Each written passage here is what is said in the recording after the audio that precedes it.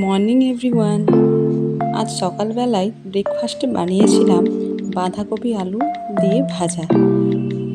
চলুন তাহলে আজকে আপনাদের এই রেসিপিটাই আমি দেখাবো যে কিভাবে আমি বানালাম। চলুন শুরু করি। প্রথমে একটি প্রেসার কুকারে বাঁধাকপি আর আলুকে এইভাবে কেটে নিয়ে প্রেসার কুকারে সেটাকে দিয়ে দিলাম এবং তার সাথে কিছুটা টমেটোও দিয়ে দিলাম। টমেটো দেওয়ার পরে একে একে হলুদ গুঁড়ো, লঙ্কা গুঁড়ো আর কিছু সামান্য লবণ দিয়ে দিলাম।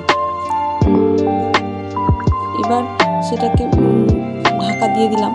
ঢাকা দিয়ে চলুন আমরা এবার গ্যাস ওভেনে বসিয়ে দিব। এই যে আমরা বসিয়ে দিচ্ছি। আজকের দিনটা খুব সুন্দর জানেন, সামান্য মেঘলা, সকালের দিকে মেঘলা মেঘলা লাগছিল আর তারপরে আবার কিছুক্ষণ পরে রোদও উঠে গেছিল।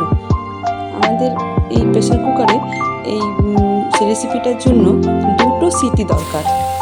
এই ধরুন একটা পড়ে গেছে আর এটা হচ্ছে আমাদের রান্নাঘর, আর একটা প্রায় পড়েই এলো, যেবার পড়েই যাবে। হ্যাঁ, হয়ে গেছে।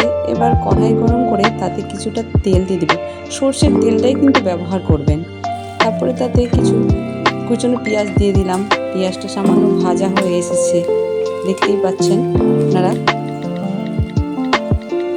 এইভাবে রান্না করলে না খুব টেস্ট হয়, খুব টেস্ট লাগে খেতে। এই যে লাল হয়ে গেছে পেঁয়াজটা। এবার এটাতে আমি একে একে কিছু পরিমাণে 1 চামচ আদা রসুন দিয়ে দেবো আর অল্প পরিমাণে দেব কাঁচা লঙ্কা বাটা। এই যে কাঁচা লঙ্কা বাটা। এবার এটাকে নেড়ে চেড়ে যে বাঁধাকপিটা আমরা সেদ্ধ করে রেখেছিলাম সেটাকে আমরা কিন্তু এটার মধ্যে ঢেলে দেবো। গ্যাসের ফ্লেমটা সামান্য কমিয়ে দিলাম। এই যে দেখুন, এবার আমরা ঢেলে দিলাম। এবার আমি ঢেলে দিলাম, তারপরে কিছুক্ষণ নাড়াচাড়া করব। দেখুন কেমন মিশে যাচ্ছে, ভালোভাবে মিশিয়ে নিতে হবে। এটার সঙ্গে ভালোভাবে মিশিয়ে নিয়ে দেখুন যেন জল একদম না থাকে, জল যেন একদম না থাকে। জল থাকলে না খেতে কিন্তু সেরকম টেস্ট হবে না। আর একটু কিছু পরিমাণে ভাজা মশলা দিয়ে দিলাম। এটার মধ্যে আছে আপনার ধনে, গরম মশলা আর হচ্ছে জিরে।